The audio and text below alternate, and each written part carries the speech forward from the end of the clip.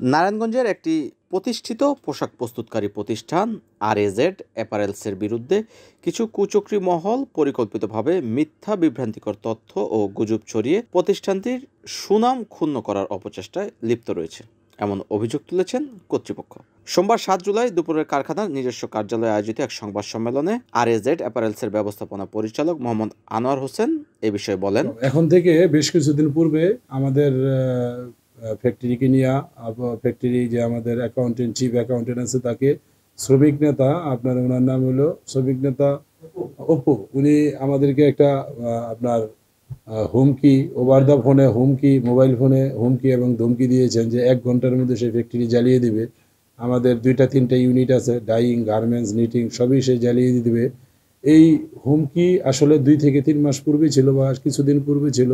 তারপর থেকেই আমাদের দেখা গেছে ফ্যাক্টরিতে ওই শ্রমিক নেতা অপুর সাথে মিলে আমাদের ফ্যাক্টরির কিছু স্টাফ, আমাদের factory AGM, factory planning head, quality head এবং আই হেড মাহবুব সাহেব, এরা সবাই মিলে ফ্যাক্টরিকে একটি ধ্বংসের দ্বার প্রান্তে নিয়ে যাওয়ার যে একটা পরিকল্পনা আটতে থাকে।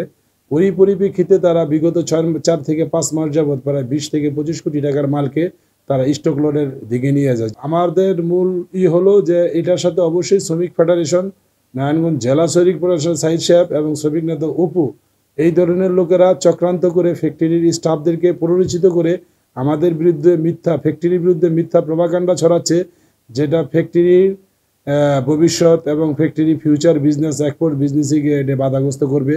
আমি এর তীব্র নিন্দা জানাচ্ছি। আইন প্রয়োগকারী সংস্থা আছে, দেশের সাধারণ পাবলিক আছে, মিডিয়া আছে, সবাইকে এর কাছে বিচারও দিচ্ছি যেন আপনারা এই জাতীয় লোক প্লাস বিকিবির কাছে বলতেছি, বিকিবি থেকে যেন অবশ্যই এটার জন্য একটা স্টেপ নেওয়া হয়। বিকিবি থেকে এই ধরনের স্টাফ, এই 20-25 জন স্টাফ যেন ওয়েবসাইটে দিয়ে দেওয়া হয়। এরা যেন বাংলাদেশের কোথাও অন্তত চাকরি বাকরি করে খেতে না পারে, ওয়েবসাইটে দিয়ে দিলে এটা আমাদের খুব উপকার হবে। আমার মতো অন্য কোনো মালিক যেন আর তাদের এই মিথ্যা বা ষড়যন্ত্রের শিকারে সর্বশান্ত হয়ে রাস্তায় না বসতে হয়।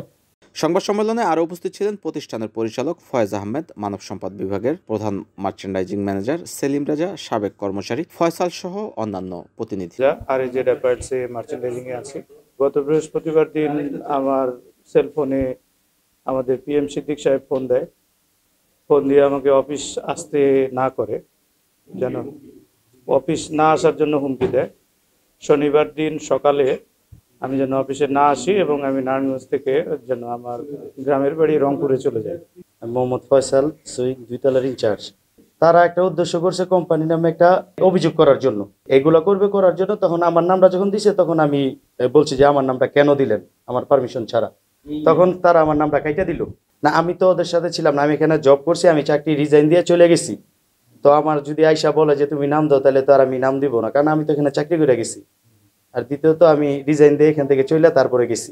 না, আমার কোনো অভিযোগ নাই। আমি এখানে 8-9 বছর ধরে চাকরি করছি, আমার কোনো অভিযোগ নাই। আমি স্বেচ্ছায় রিজাইন দিয়ে চলে গেছি। ফয়েজ আহমেদ মুক্তার, আরএজেড অ্যাপারেলসের ডাইরেক্টর হিসেবে কর্মরত আছি।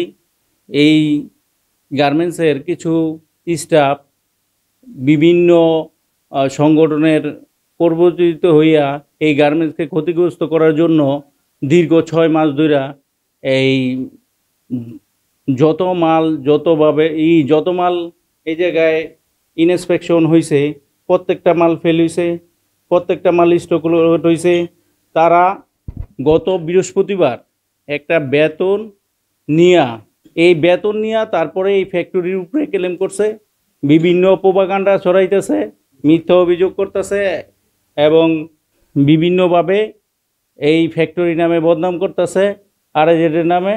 এই ফ্যাক্টরির বিগত 10 বছর, এই 12 বছর যাবৎ এই চাকরি করে পিএম, এই AGM, planning manager, I manager, এরপরে এই কিউসি ম্যানেজার, তারা এগুলা করতেছে।